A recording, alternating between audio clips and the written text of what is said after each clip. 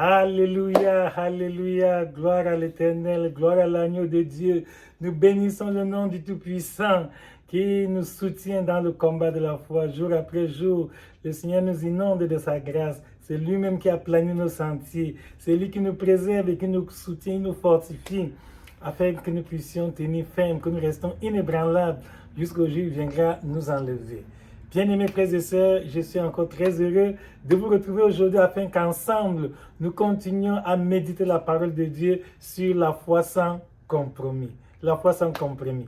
Dans la première vidéo dédiée à ce thème, nous avons défini ce que c'est que la compromission, que c'est le fait de transiger avec sa conscience. Tu fais quelque chose et ton cœur te juge que ce n'est pas bon. Toi-même, tu sais que la parole de Dieu refuse ça, qu'un chrétien ne doit pas se comporter de la sorte, mais à cause de certains intérêts, de certaines choses inavouées, de certaines idées que tu as déjà préconçues dans ton cœur, tu fais la sourde oreille à la parole de Dieu, tu étouffes la voix de ta conscience, tu luttes avec ton corps et après tu te mets à faire ce qui n'est pas bien devant Dieu.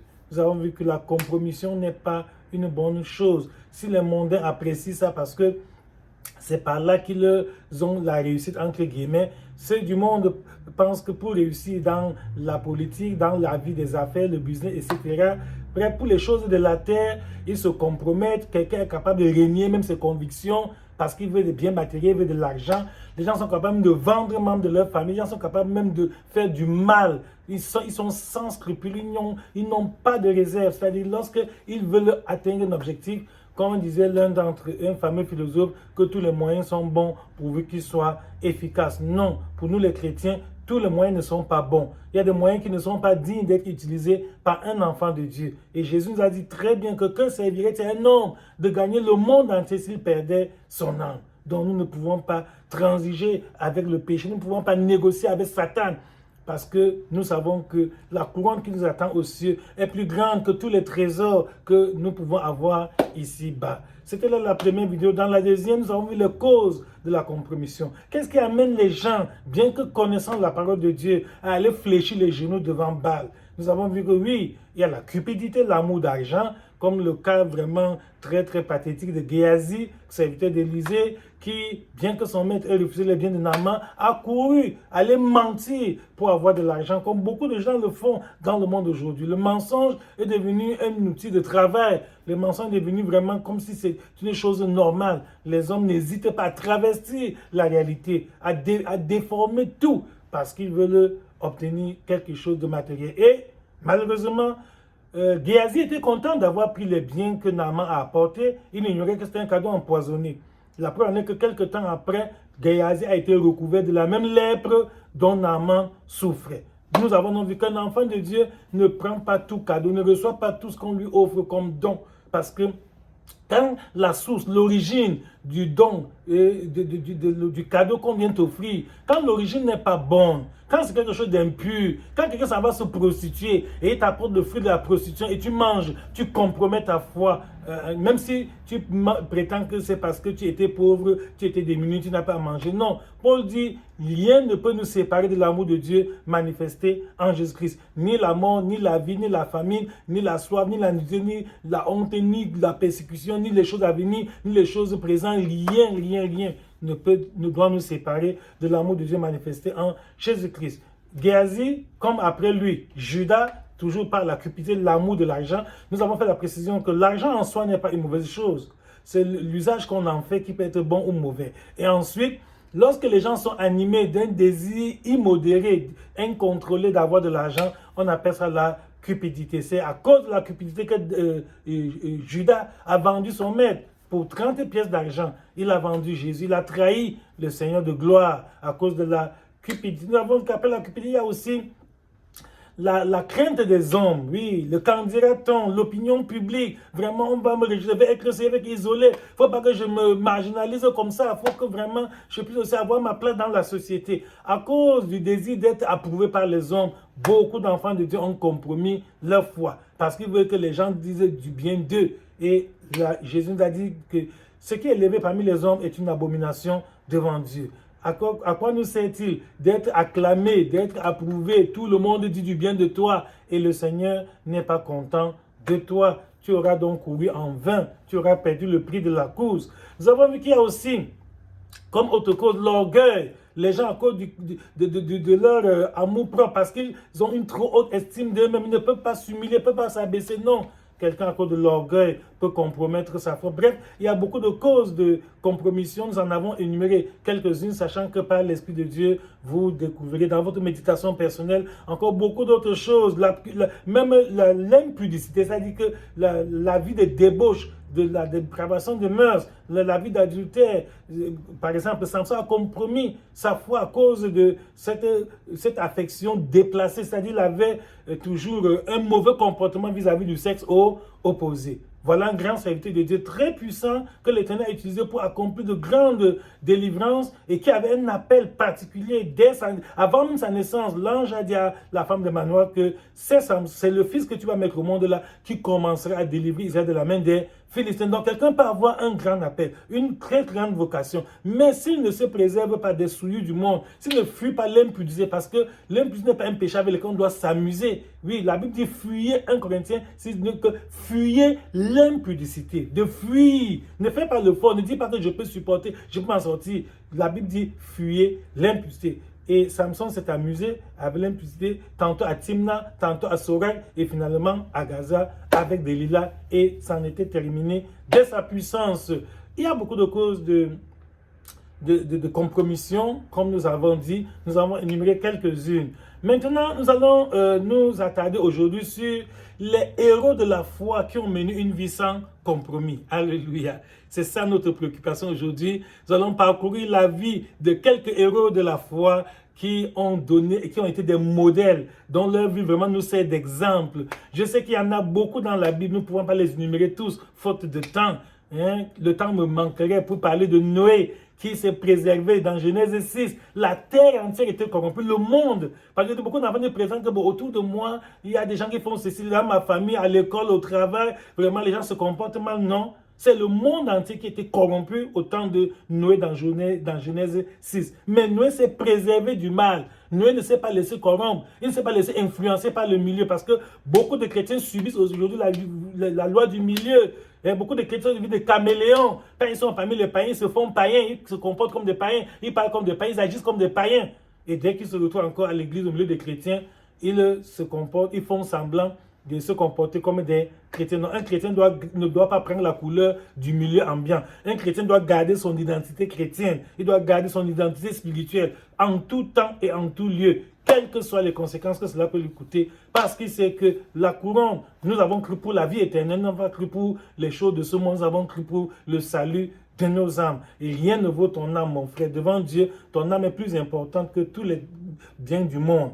Donc, c'est ainsi que nous allons voir que Noé a gardé la foi, il ne s'est pas compromis, bien que tout autour de lui, le monde entier était dans la corruption. Après Noé, nous pouvons citer l'exemple de Joseph en Égypte, un jeune homme. Je sais que parmi ceux qui me écoutent, il y a beaucoup de jeunes gens, il y a beaucoup d'adolescents, vous qui êtes encore dans la fleur de la vie, soyez des modèles, imitez l'exemple de Joseph. Il n'avait que 17 ans lorsque par jalousie, ses propres frères l'ont vendu. Ils l'ont d'abord jeté dans une citerne. Et après, ils l'ont retiré pour le vendre à des marchands ismaélites. Et les marchands ismaélites l'ont revendu comme une marchandise, comme le Bayam Selam. Vous voyez, on l'a revendu à un officier de Pharaon appelé Potiphar. Il travaillait, donc malgré les problèmes qu'il a eu, même toi qui es jeune, je sais que le temps est difficile, il y a des problèmes, il y a le chômage, il y a les échecs scolaires, il y a beaucoup de difficultés. Mais tiens ferme comme Joseph. Joseph a eu traversé beaucoup de souffrances, mais il n'a pas compromis sa foi à cause de la pauvreté, à cause du rejet des hommes, à cause de la haine de ses frères. Non. Joseph est resté vraiment ferme. Il a gardé une bonne relation personnelle avec Dieu. C'est pour ça qu'il est un modèle pour nous. Ça, c'est une étape. Deuxième étape, pendant que Joseph est esclave dans la maison de Pharaon, de Potiphar, pardon, qui est officier de Pharaon, et qui fait très bien son ouvrage, et Dieu bénit le fruit de ses mains, l'œuvre de ses mains, si bien que Dieu a fait prospérer toutes les affaires de Potiphar grâce à Joseph. Que ce soit au champ, à la maison, tout ce que Potiphar lui confiait, ça marchait très bien. Et c'est là où Satan a donc sorti le joker. C'est-à-dire, Satan a apporté maintenant une tentation pour détruire toute la vie de Joseph. C'est à travers qui l'épouse même du patron, la femme de Potiphar, c'est elle qui a porté le regard de convoitise sur ce jeune homme. Et elle a voulu le détruire. C'est comme ça que toi aujourd'hui, l'esprit de la femme de Potiphar entre dans une jeune fille à l'école, dans une jeune fille dans ton lieu de service, dans une jeune fille au quartier, je ne sais pas où, ou dans un jeune homme, parce que ce démon peut utiliser un homme comme une femme pour chercher à te séduire, pour commencer à te faire des avances. Et la Bible dit que la femme là était en train d'insister tous les jours, et Joseph opposait le même refus. Donc toi aussi, il faut avoir la même fermeté que Joseph. Tant que quelqu'un te fait des avances pour l'impulsion, l'adultère, pour la vie de débauche, tu dois dire non, non et non. Même s'il revient 1000 fois, tu dis aussi 1000 fois non. Et tu lui dis explicitement pourquoi tu refuses. Ne dis pas seulement quand on ne me dérange pas, oh tu es ennuyé trop, tu aimes trop les choses. Non, dis-lui clairement, je suis enfant de Dieu. Parce que Joseph a dit clairement que comment ferais-je un aussi grand mal et pécherais-je contre Dieu? Donc, il ne faut pas qu'on se méprenne sur l'objet de ton refus. Il ne faut pas qu'on croie que tu refuses parce que tu méprises la personne ou bien parce que non. Dis clairement, c'est parce que je suis enfant de Dieu et je ne peux pas mener cette vie-là. Que tu sois riche ou pauvre, toi qui viens vers moi, grand ou petit, beau ou belle ou laid ou tout le reste là. Tout cela, cela n'a pas d'importance pour moi. J'ai un principe absolu que toute relation sexuelle avant le mariage est un péché devant Dieu. Donc jamais je ne peux pas me compromettre. Je ne peux pas détruire ma vie spirituelle, gâter ma relation personnelle avec Dieu à cause d'un plaisir de quelques secondes. C'est un plaisir qui ne dure pas longtemps, c'est quelques secondes, mais pour des conséquences terribles, des maladies, des déceptions, des échecs, des souffrances, des difficultés, ta vie sera déstabilisée. La vie de Joseph brillait, ça brillait. Et on voyait l'éclat, vraiment les réussites, les exploits que Joseph faisait dans la maison de Potiphar. Mais Satan a voulu éteindre la vie de Joseph. C'est comme ça. Le péché éteint la vie de l'homme. C'est-à-dire que toi qui es la lumière du monde, toi qui es le sel de la terre, si tu te livres à l'impulsion, automatiquement, même ta sagesse là, même ton intelligence, même tes atouts, tout va s'écrouler. Tu perdras complètement toutes tes potentialités et tu vas devenir l'ombre de toi-même. Joseph a compris cela et malgré l'insistance de cette femme, Joseph a refusé. Et quand elle a utilisé moyen de pression en le saisissant par la main, Joseph s'est enfui en laissant son vêtement entre ses mains. Alléluia. Voilà. Donc, c'est comme ça que la Bible dit que nous devons résister jusqu'au sang en luttant contre le péché. Et Joseph connaissait les conséquences qui devaient en découler. Il savait que ce n'est pas n'importe qui cette femme. C'est l'épouse de l'officier de Pharaon, du roi. Elle peut aller se plaindre et je vais en subir les conséquences. Et c'est ce qui est arrivé. Elle est allée mentir. Et les hommes ont cru à son mensonge. Et on a mis Joseph en prison. Mais Joseph savait que Dieu est avec lui. Alléluia. Donc même toi aujourd'hui, quand tu refuses la compromission, les gens vont te haïr. Les gens vont dire que tu veux montrer que quoi. Les gens vont dire, nous on connaît les grands chrétiens plus que toi. Les gens qui sont même des pasteurs, tout, qui font ce que toi tu refuses là. Et tu veux montrer que tu es plus saint que qui. Les gens vont te mépriser, te marginaliser, les gens vont te repousser, les gens vont te faire subir beaucoup de conséquences. Mais tiens ferme, ta couronne arrive encore. Parce que si Joseph s'était compromis avec la femme de Potiphar, elle devait lui donner des petits faveurs là-bas à la maison, ça ne vaudrait rien. Qu'est-ce qui pourrait devenir sinon le chef des esclaves? Ce n'est rien. Être chef des esclaves, comparativement à ce que Joseph est devenu plus tard, grâce à sa fermeté, parce qu'il a refusé de compromettre sa foi. C'est même Joseph, après avoir fait la prison, est devenu le gouverneur, le premier ministre de l'Égypte. Alléluia. Celui qui gouvernait tout un pays. Imaginez, entre être chef des esclaves dans la maison de Potiphar et être le premier ministre de tout un pays, l'Égypte. Il n'y a pas match, comme disaient les hommes, le langage des hommes. Donc, Joseph a choisi la bonne part. Même toi aussi, choisis la bonne part. Jeunes frères, jeunes sœurs, hommes, frères. Je sais que les démons ne tentent pas seulement les jeunes. Non, tout le monde. Satan ne craint personne. Si Satan n'a pas eu peur de Jésus, il est venu tenter Jésus. C'était pas pour s'amuser avec, c'était pour le renverser. Quand Satan est venu tenter Jésus au désert, c'était parce qu'il voulait lui faire rater sa mission. Donc, Satan ne craint personne. Il n'y a personne qui peut dire qu'il est tellement grand, tellement spirituel, tellement fort, tellement ancien que Satan aura peur de lui.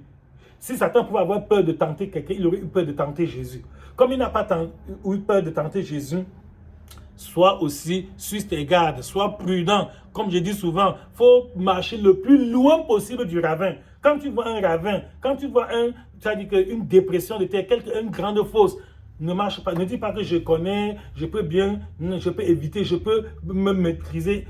On se maîtrise dans les bons jours, quand tout va bien, mais dans le mauvais jour, tu vas te retrouver très loin. C'est pour ça qu'il n'est pas bon de marcher au bord d'un ravin, parce que même par inadvertance, même par distraction, même par fatigue, tu peux te retrouver au fond du ravin. Ce n'est pas bien. Joseph l'a compris. Il l'a évité à tous les prix. Au prix même de la prison, Joseph a préféré rester ferme. Toi aussi, sois capable de défendre ta foi. Même si on va te refuser de l'argent, on va te priver de nourriture, on va te persécuter, on va même mentir sur toi parce que la femme a menti sur lui. On va te dénigrer, on va te calomnier. On va se moquer de toi, supporte tout ça pour garder une bonne relation personnelle avec Dieu. Et un jour, ton jour arrivera, le Seigneur te visitera, Dieu va te bénir, Dieu va t'élever, Dieu va t'accorder une grâce exceptionnelle que tu ne pouvais jamais avoir si tu compromettais ta foi. Et ton témoignage va fortifier beaucoup d'autres personnes qui vont servir Dieu dans notre génération.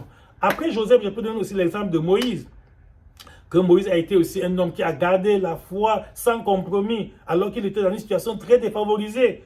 Je prends ces exemples à dessein exprès parce que nous, aujourd'hui, nous donnons trop de raisons. On a trop d'excuses. Vraiment, c'est parce que je n'ai rien. C'est parce que je suis encore élève ou étudiant. C'est parce que je ne travaille pas encore. C'est parce que je n'ai pas encore de l'argent. C'est parce que je ne suis pas encore marié. C'est parce que je n'ai personne. C'est parce que je suis abandonné à moi-même. Non. Moïse plutôt était encore jeune dans le palais de Pharaon. Et selon le monde, selon la coutume de l'époque, il avait de l'avenir s'il acceptait qu'il était égyptien.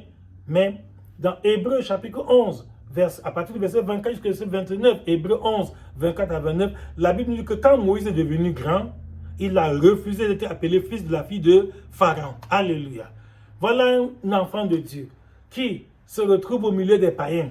Et on lui dit de mentir. Que si tu mens que tu es le fils de la fille de Pharaon, ok, tu vas continuer à vivre au palais, tu auras beaucoup de privilèges. Au palais, tu ne manques pas à manger, tu ne manques pas de vêtements, on va pouvoir subvenir à tous tes besoins et tu as tout à ta disposition. Et selon certains historiens, il semble même que c'est Moïse qui serait devenu le prince héritier. C'est-à-dire s'il acceptait de mentir qu'il est le fils de la fille de Pharaon, il serait le futur Pharaon, il serait le futur roi d'Égypte. Mais Moïse a dit non.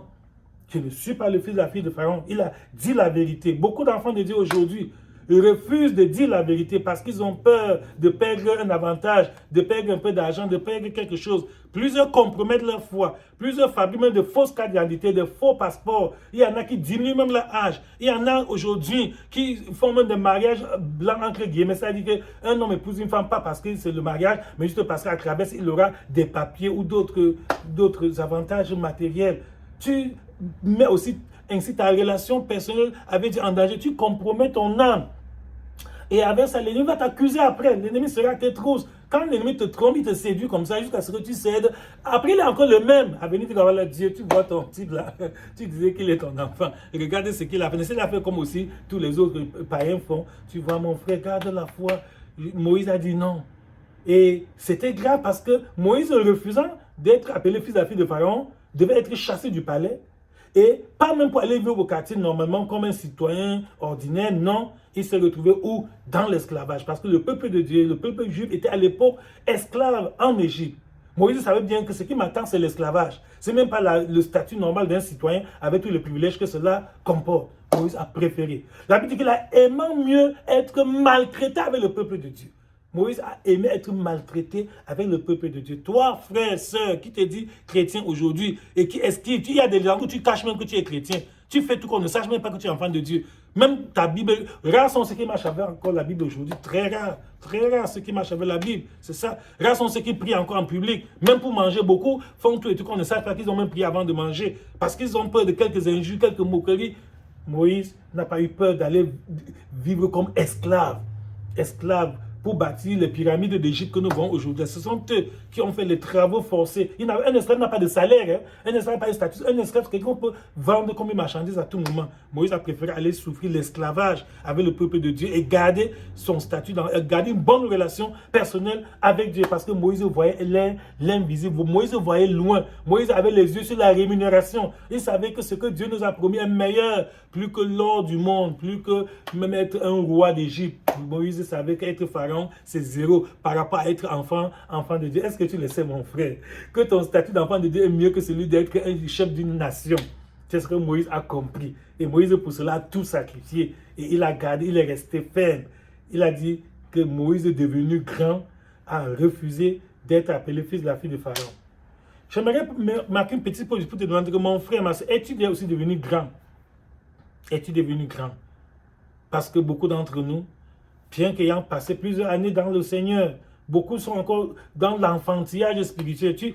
Aujourd'hui, il faut encore qu'on t'exhorte à prier, à jeûner, à te sanctifier, à lire la Bible, à méditer la parole, etc. Alors que ce sont des choses que tu devais déjà avoir assimilées. Moïse est devenu grand. Moïse a déjà compris certaines choses qu'il ne comprenait pas avant. Il a changé. Et toi, depuis que tu prétends avoir fait 1 an, 2 ans, 5 ans dans la foi, qu'est-ce qui a changé? Qu'est-ce que tu as fait disparaître? Moïse a fait disparaître la fausse identité qu'on lui proposait. Il a dit non, je refuse ça. Et toi, depuis que tu es devenu grand, depuis que tu dis que tu es devenu mature dans la foi chrétienne, qu'est-ce qu'on voyait en toi avant et qu'on ne voit plus maintenant? Quelle habitude, quel comportement, quelle mauvaise réaction, quelle mauvaise parole, quelle mauvaise action, quels sont les caractères, quelles sont vraiment les choses que tu manifestais qui n'étaient pas bien et qu'on ne peut plus dénoter dans ton comportement aujourd'hui parce que tu es devenu grand.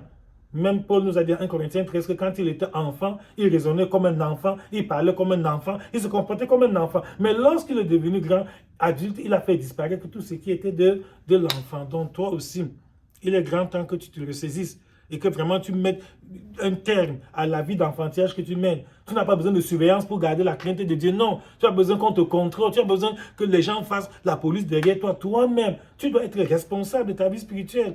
Moïse était devenu grand et il a refusé.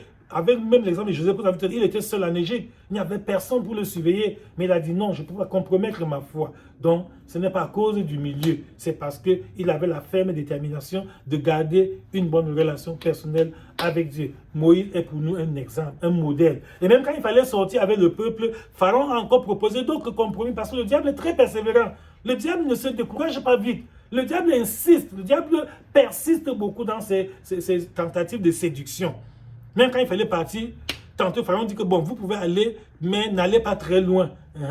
Allez servir Dieu juste ici à côté. Moïse a dit non, nous partons comme Dieu l'a dit. C'est ça, beaucoup veulent faire semblant d'être un peu dans la foi, un pied dans la foi, un pied dehors, un peu païen. Non, on ne peut pas faire la synthèse entre la lumière et les ténèbres. Non, quand la lumière vient, les ténèbres se dissipent. C'est ça, ou tu es chrétien ou tu n'es pas chrétien. On ne peut pas être à califourchon entre les deux. Non. Ou tu es du monde, ou tu es de Dieu. Et Jésus nous a dit que nous sommes ses enfants. Nous ne sommes pas du monde. Quoique nous sommes encore dans le monde, nous ne sommes pas du monde. Nous habitons encore dans ce monde physique, mais nous devons avoir les habitudes, les comportements, les péchés, toutes les souillures, les abominations que les mondains sont en train de commettre autour de nous. Nous devons prendre la couleur du milieu. Non, on ne doit pas s'adapter au péché. Loin de là, Jésus ne l'a pas fait. Nous, ses disciples, nous ne le ferons pas non plus. Donc, Pharaon a eu beaucoup d'astuces. À un moment donné, il a dit, vous pouvez partir servir Dieu, mais laissez vos épouses et vos enfants ici. C'est comme ça que beaucoup ne veulent pas imprégner la foi chrétienne à leurs membres de famille, à leurs proches. Beaucoup pensent que s'ils servent Dieu et qu'ils laissent leurs épouses ou leurs époux, leurs enfants, leurs progénitures, maintenant, la vie mondaine, ce sera sans conséquence. Au contraire, c'est une ruse du diable pour te récupérer. C'est qu'à travers ceux qui te sont proches, même ta famille, il peut te ramener très vite dans la vie païenne, dans la vie mondaine, dans le péché. Moïse a été catholique, comme nous partons. Après, Pharaon a quand même donné notre astuce, proposé notre concession. Bon, partez avec vos femmes, vos enfants, mais laissez tous vos biens ici. Ah non. Moïse a dit non. Si nous laissons nos biens ici, tôt ou tard, on sera attiré pour revenir à cause des biens qu'on a laissés. C'est ça. Donc, un vrai chrétien, quand tu renonces à la mondanité, ça doit être pour tout. Tu ne dis pas au revoir à la mondanité, tu dis adieu. Adieu veut dire pour tout, c'est terminé. Je tourne le dos pour tout. Je n'y reviendrai plus jamais. Un point, un trait. Après Moïse, nous pouvons donner l'exemple même de Daniel. Daniel était à Babylone dans Daniel chapitre 1. Il a résolu, Daniel chapitre 1 verset 8, il a résolu en son cœur de ne pas manger le mets du roi. C'est ça. Même aujourd'hui, il y a le mets du roi tout autour de nous, dans notre société. Il y a beaucoup de choses qui peuvent souiller ton âme. Il y a même les mauvaises compagnies qui peuvent souiller ton âme. Il y a même des films, des programmes qui, ça sème en toi de mauvaises pensées, de mauvais désirs. Ça te distrait, ça t'empêche d'avoir une bonne relation personnelle avec Dieu. Il y a les mains du roi autour de nous aujourd'hui. Daniel à Babylone a refusé.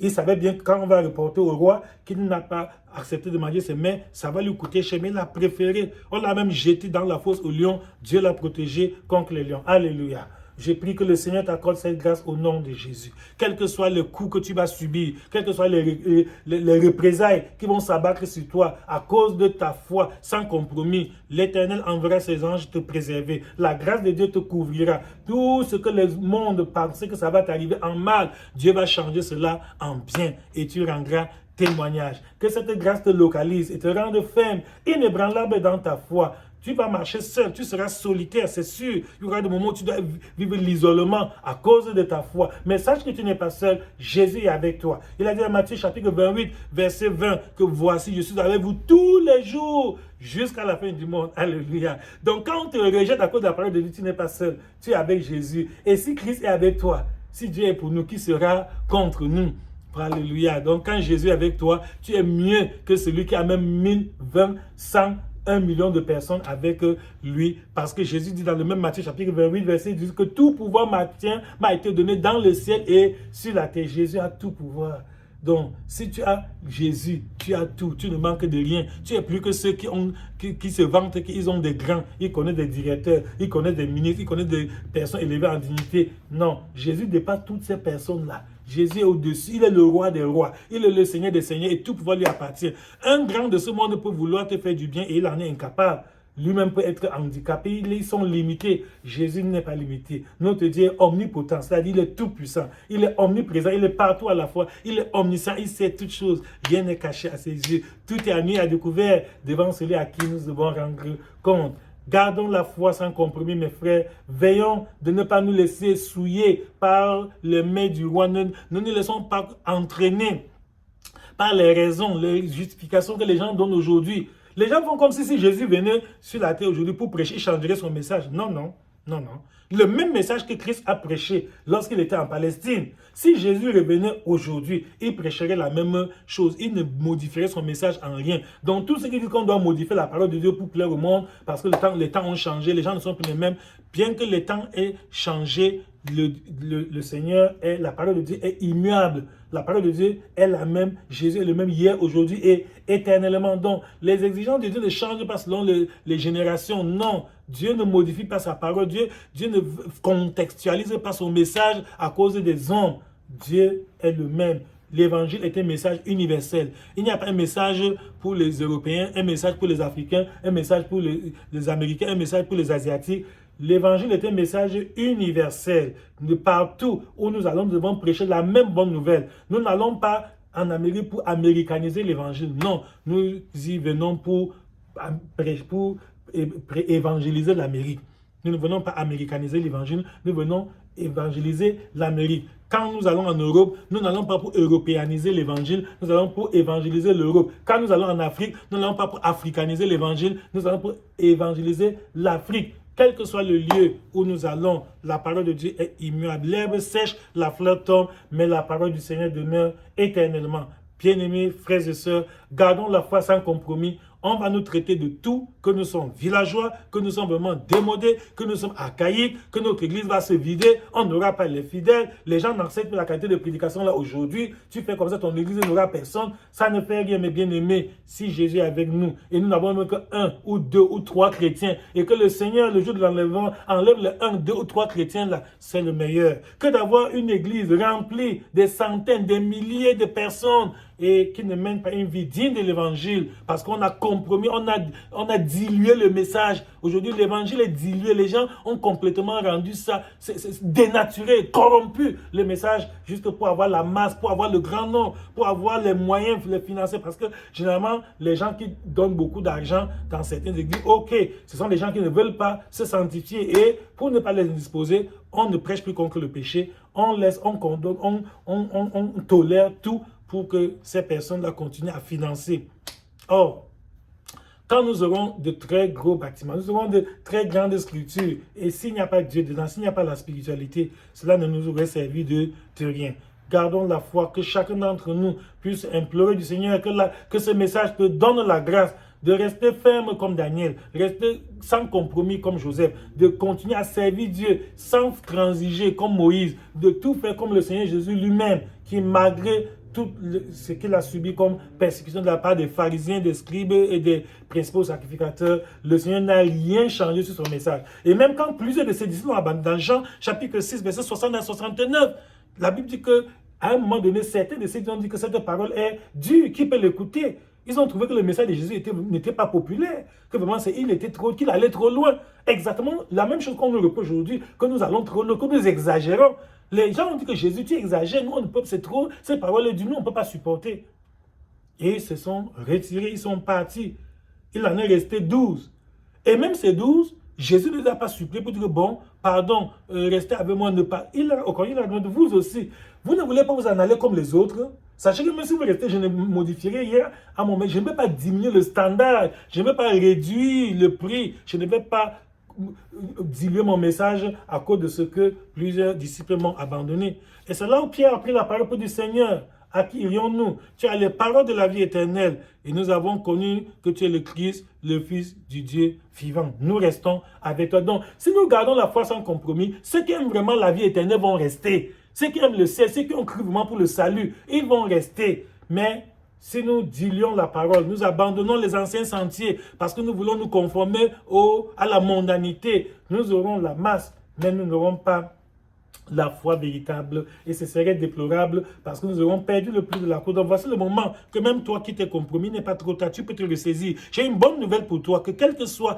le degré auquel tu as compromis ta foi, le Seigneur, le Dieu de miséricorde, il ne se lasse point de pardonner. Le Seigneur te tend les mains par ce message, te disant que ressaisis-toi, reprends ton premier amour, repens-toi, confesse tout ce que tu as fait. Même si tu es devenu tiède, tu n'es ni froid ni bouillant, le Seigneur dit, aie du zèle et repens-toi. Moi, je reprends et je châtie ce que j'aime. C'est Apocalypse chapitre 3, du verset 19 au verset 20, dit que moi, je reprends et je châtie ce que j'aime. Aie donc du zèle et repens-toi. Donc, si tu te repens, le Seigneur aura pitié de toi. Il te pardonnera, il te restaurera et tu vas encore mener une vie digne de l'évangile. La grâce de Dieu va t'accompagner. Les bénédictions du Seigneur seront ton partage. Toi-même, tu vas rendre témoignage des bienfaits, de la paix, la joie, le bonheur, l'épanouissement qui vont caractériser ta vie. Et ta vie va devenir maintenant un aimant qui va attirer beaucoup d'autres personnes, qui va faire que plusieurs sortent des ténèbres pour venir te rejoindre dans l'admirable lumière où le Seigneur Jésus nous a placés.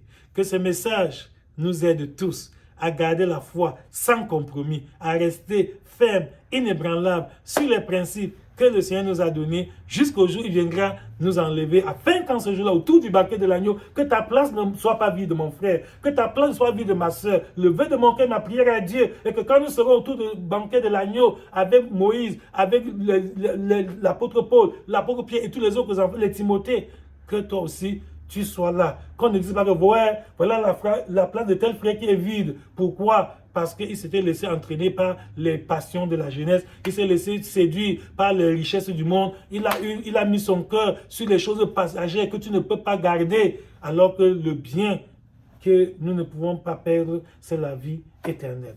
Que cette grâce soit ton partage. Que le Seigneur t'aide, te soutienne, te fortifie, te rende ferme, inébranlable dans la foi par ce message. Au nom de Jésus-Christ. Amen.